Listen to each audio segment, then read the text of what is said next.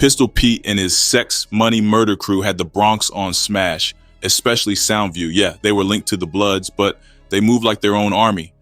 Pete was still in his teens and early 20s, but his name already rang bells.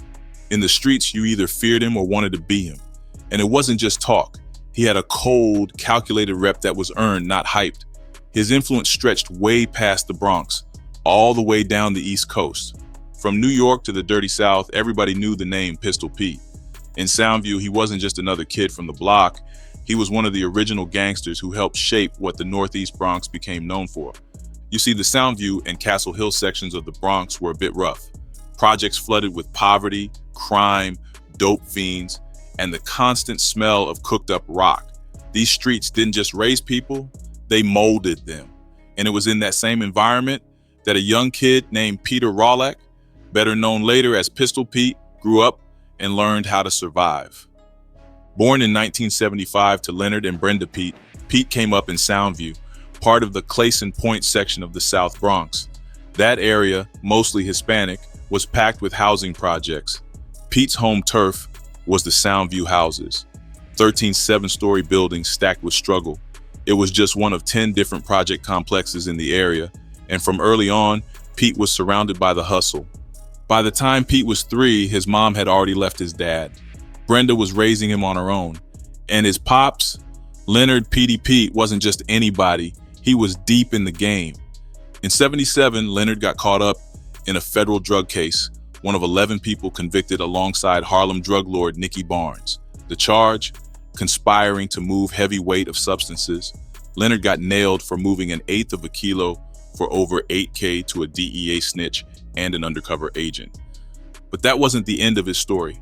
In '87, Leonard caught new heat, charged with murder and a whole new wave of drug offenses.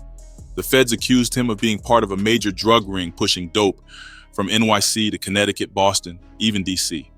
The boss of that operation, James Jackson, flipped and testified against the whole squad. Leonard, while locked up waiting on trial, bragged on a jailhouse wiretap that he was making $30K a week from the game. He got offered a 15-year deal, but skipped bail instead. When they finally got him back, he went through a long 4-month trial in 1990 and got hit with 50 years under the RICO Act. But the story twisted again. His conviction got overturned. He turned down another plea deal for 20 years.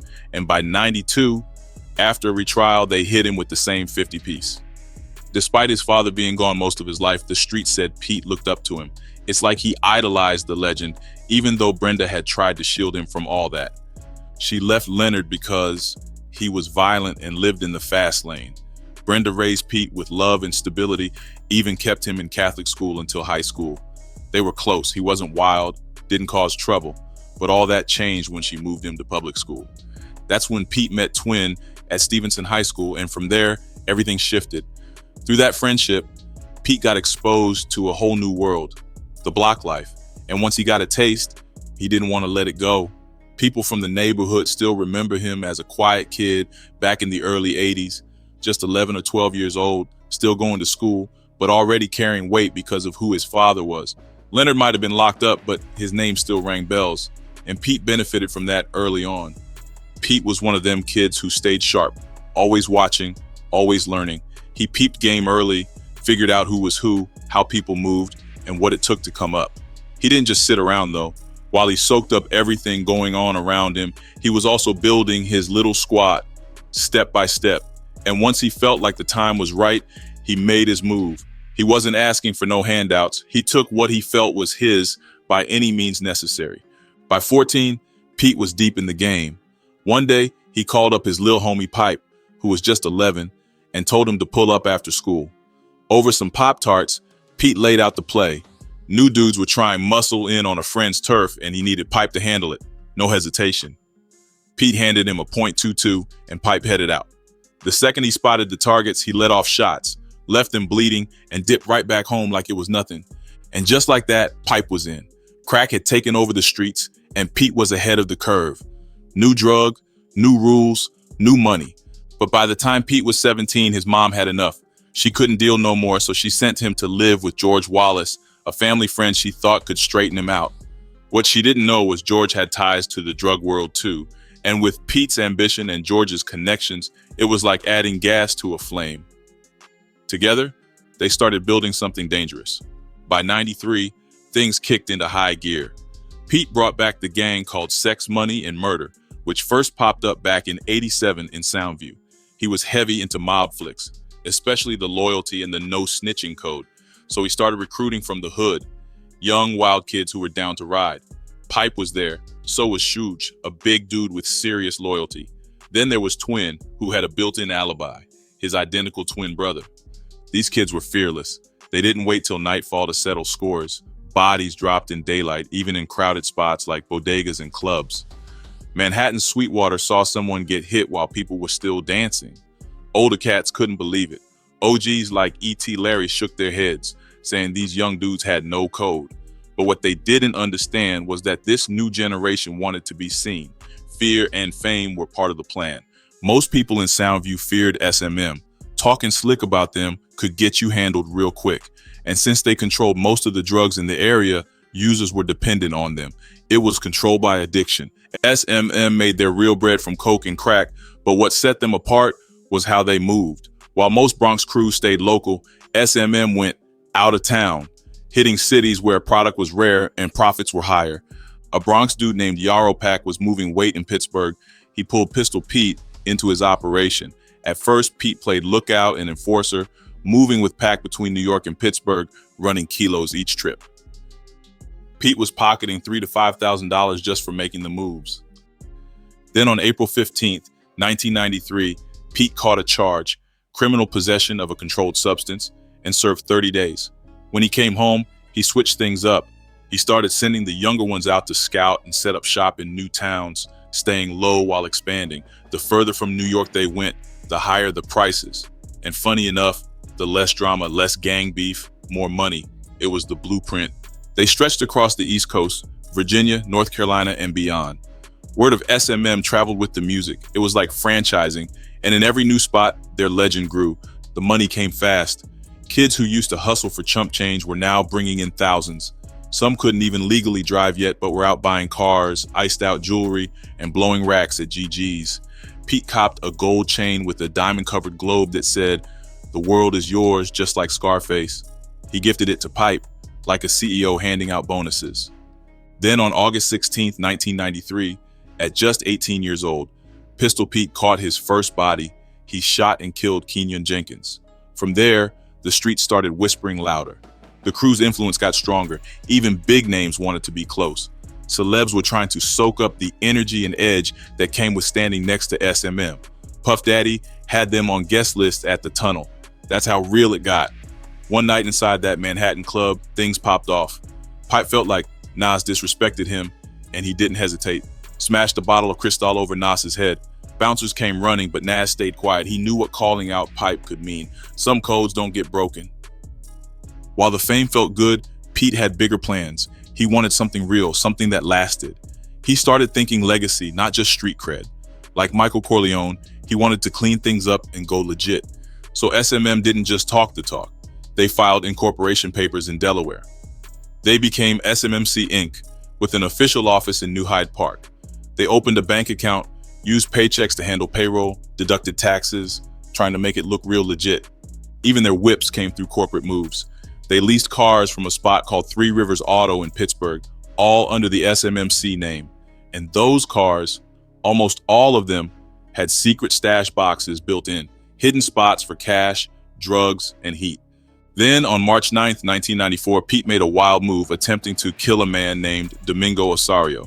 Just a month later, on April 8th, around 2:30 in the afternoon, he took it even further. This time, he murdered 23-year-old Carlton Hines. Carlton was a Bronx native too, once a promising high school basketball star. He had the kind of talent that caught real attention. Dude even had a scholarship lined up at Syracuse, but like a lot of young men trying to balance two different lives, he had one foot in the streets and the other still chasing that hoop dream. Somewhere along the way, the drug game pulled him in. Word in the streets was that there was tension brewing between him and Pete. It all came to a head that day on Boston Road. Carlton was at the hand car wash, just cleaning his car, when Pete ran up and shot him in the back of the head. Carlton had $5 grand in his pocket at the time. His boy, Carlos Mestre, was right there with him and caught a bullet too, but somehow managed to escape. Now there was more to it. Pete had already taken out another one of Carlton's associates, someone who tried pressing a member of SMM for money. So when Pete saw Carlton, who had ties to the Cortlandt Avenue crew, he didn't wait, figured retaliation was coming, and decided to strike first. Then in June, Pete added another body to his count, Anthony Dunkley. And by July 17th, he circled back to finish the job with Carlos Mestre, who had witnessed Carlton's killing. Mestre had just stepped out of a hip-hop shop called The Jew Man in the Bronx when Pete pulled up and executed him. While all that was going down, a new money move was already in motion. David Gonzalez, one of Pete's Bronx associates, pitched an idea: expand the substance business into the South. He convinced Pete and another partner, Pac, that they could get rich pushing product down in North Carolina. They ended up taking 3 trips south. On the second one, they moved between 6 and 8 kilos of white powder, running it from New York through cities like Rockingham and Lumberton in North Carolina, and even touching down in parts of South Carolina. Down in Charlotte, Gonzalez introduced them to his connect, David Evans. That's when the crew started scouting trap house locations and looking to build a serious pipeline. Once the deals were moving, the crew flew back to New York, but left behind a burgundy Nissan Quest parked at the airport. Sitting inside that van, 2 kilos of coke and $70,000 in cash. A few days later, Pac flew back, scooped the van, and drove it all the way back up north. By Pete's third trip down south, he wasn't going alone. This time it was him, Pac, Gonzalez, and Emilio Lead Pipe Romero. They were loaded heavy, hauling 8 to 10 kilos of crack and white powder. First stop, Pittsburgh, where they dropped off 6 kilos and picked up a fat payment. Each kilo was moving for $20,000 to $22,000. After that, they slid to Lumberton, scooped more money, and then hit South Carolina to keep the product moving. On October 20th, they headed to Rockingham, North Carolina to see Darius Covington, who owed them close to 90 grand from a previous deal. When Darius came up short, things almost got deadly. Pete was ready to kill him on the spot, but Gonzalez stepped in and convinced him to give Darius just one more day. That same night, with 2 kilos still in the stash, the crew dipped to Charlotte for a concert. Afterward, they dropped Romero off in Lumberton, then drove straight to Wilmington, still focused on pushing more product. The next day, they met up again in Rockingham, planning to collect what Darius owed. What Pete didn't know was that Gonzalez had secretly warned Darius that his life was on the line, and what none of them knew was that Darius had been a federal informant for years. He'd already tipped off police that the van was loaded with drugs and money. While the crew sat parked in that fast food lot, law enforcement rolled up. The officers asked to search the van, and Pac, trying to play it cool, handed over the keys and signed off. At first, they didn't find anything, but then came the drug dogs. The first dog gave a weak signal, but the second one lit up strong, alerting them to something under the floor. Still, they couldn't locate the stash right away. They moved the van to another spot to continue searching. Meanwhile, despite everything, Pete, Pac, and Gonzalez weren't arrested. They had fake IDs. Pete was Nathaniel Tucker, Pac was Corey Hines, and Gonzalez was David Richards. Police let them walk, but instead of dipping out of North Carolina, Pete decided they should wait and retrieve the van. Big mistake. Once a Nissan mechanic was brought in, the hidden compartment was found under the front seats. Inside was 2 kilos of white powder, $250,000 in cash, and several guns. At that point, it was over. Pete, Pac, and Gonzalez were arrested by the Mecklenburg County Sheriff's Department. During questioning, Pac and Gonzalez confirmed most of what Covington had already told police and added that Pete had seriously planned to murder Covington's wife and kids if the debt didn't get paid. A few days later, all 3 posted bond. Pac was bailed out by a cousin. Pete's bond was handled by his uncle, George Wallace. After that, none of them ever returned to North Carolina. Now, when Pistol Pete hit the front page of the Daily News in '95, it wasn't for a hit single or club appearance. Nah, the headline read, "Most Wanted in the Bronx," with his mugshot right underneath. The feds were hunting him down for a murder in Harlem. Now, most cats in that situation would have laid low, disappeared for a minute, but not Pete. He hit up Red Lobster in Yonkers with his whole crew to celebrate like it was a Grammy win. They even got the article printed on t-shirts and handed them out like party favors. After coming back to the city, Pete didn't even get to stretch his legs before the law snatched him up, this time tied to the killing of Hines at Grant's tomb. The twist? When they got him, he had a gun on him. That led to a weapons charge conviction on August 9th, 1995. He caught 2 to 6 years for that and had to do an automatic 8-month bid just for carrying the strap. Rikers Island became his new home. While serving that 8-month stretch, Pete didn't just sit around playing spades. That's when he officially got down with the Bloods. But he didn't just join the gang. He flipped the script. He was so respected and feared on Rikers, they let him start his own set. That's how Sex, Money, Murder got rolled into the Blood family. Rock, one of the OGs, remembered how it went down. Pete had the island shook. His name rang bells in every block. He told the Bloods if they wanted him in, he had to have his own thing, and they gave it to him. That move shifted the whole dynamic behind bars and out on the streets. Even OG Mac, the man who founded the 9 Gangsta Bloods back in '93 on Rikers, co-signed him. Pete wasn't built to follow. He was born to lead. And once he committed, he went full throttle. Even locked up, Pete kept his hands on the outside. He played the game like chess. He claimed he needed money for a lawyer and started running schemes from behind the wall. One of those involved a man named David Gonzalez, who already owed money to a dealer named Hershey McNeil. So one day, Gonzalez got a call from Pete. He wasn't just asking about the old debt. He said that the coke Gonzalez got from McNeil actually came from Pete's plug, a man named George Wallace, whom Pete called his uncle.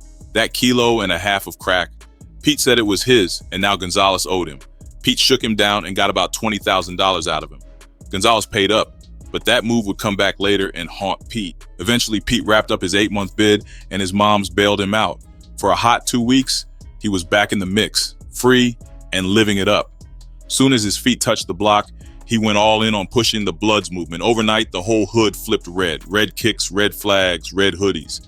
Pete had his squad looking like a straight-up army. He wasn't with that halfway stuff. Either you rocked with him or stayed the hell out of the way. But what he didn't see coming, those 2 weeks would be the last taste of freedom he'd see for decades. Pete went back to court thinking he might dodge the murder charge, and he did. No witnesses, no conviction.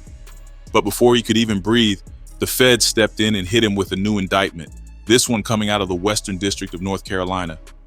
They had a narcotics case waiting, thanks to fingerprints and some snitching from the likes of David Gonzalez.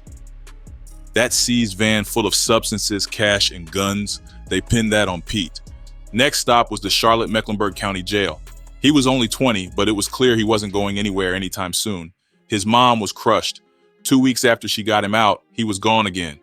But Pete, he took it all in stride. He told people a real one accepts the cards he's dealt, and he never ran from what came his way. Once he was in Charlotte, investigators still believed he was running SMM from the inside, calling shots like he had a remote in his hand. And they had reason to believe that, because in September of '97, Pete sent a coded letter to his homie, Jose Green Eyes Rodriguez, calling out his brother named Twin as a snitch and saying it was time to handle it. That's exactly how it went down. Thanksgiving Day, 1997, right in the middle of a community football game between Castle Hill and Soundview houses. Jose pulled up and let the whole place have it. Shots rang out, broad daylight, families and kids everywhere, chaos.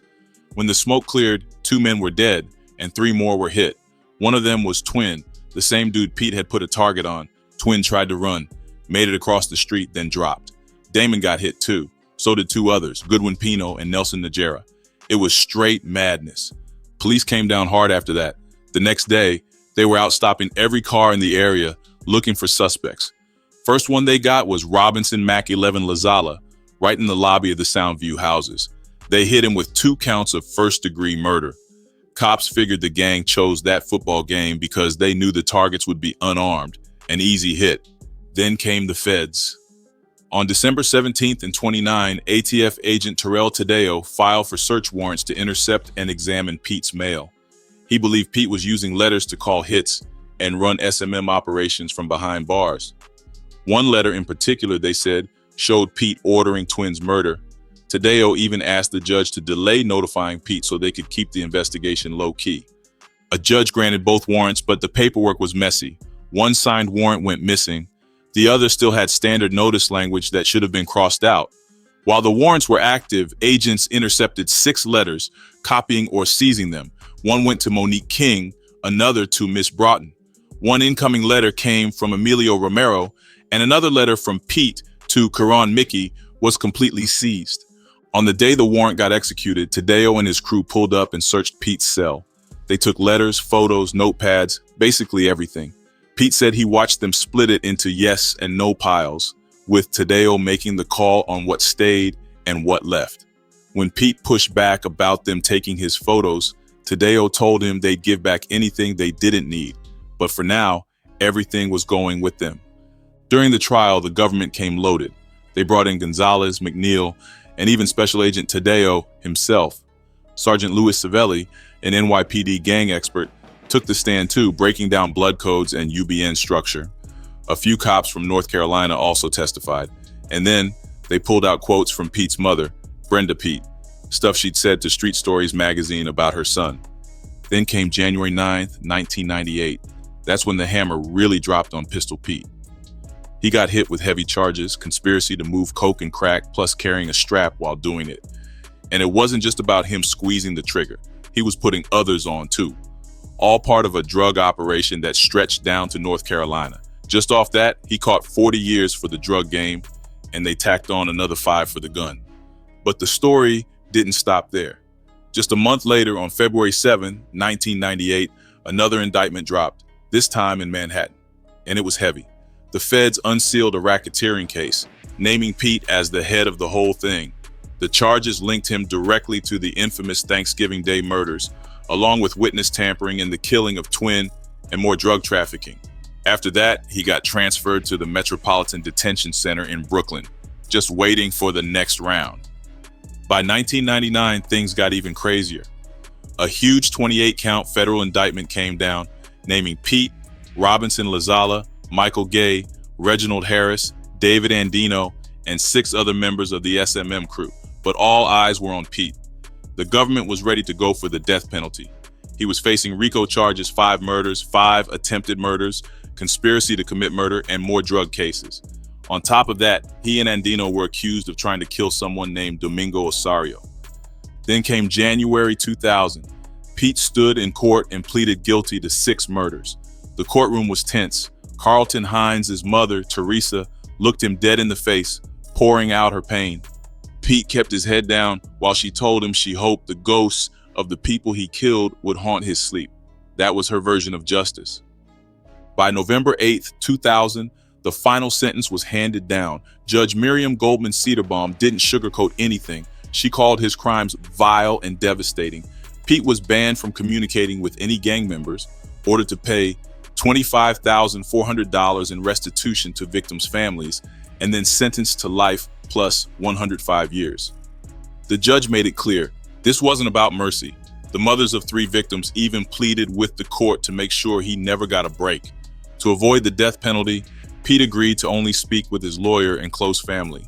Not long after sentencing, NYPD's 43rd Precinct plastered his mugshot all over the Bronx, showing everybody exactly how long he was going to be gone.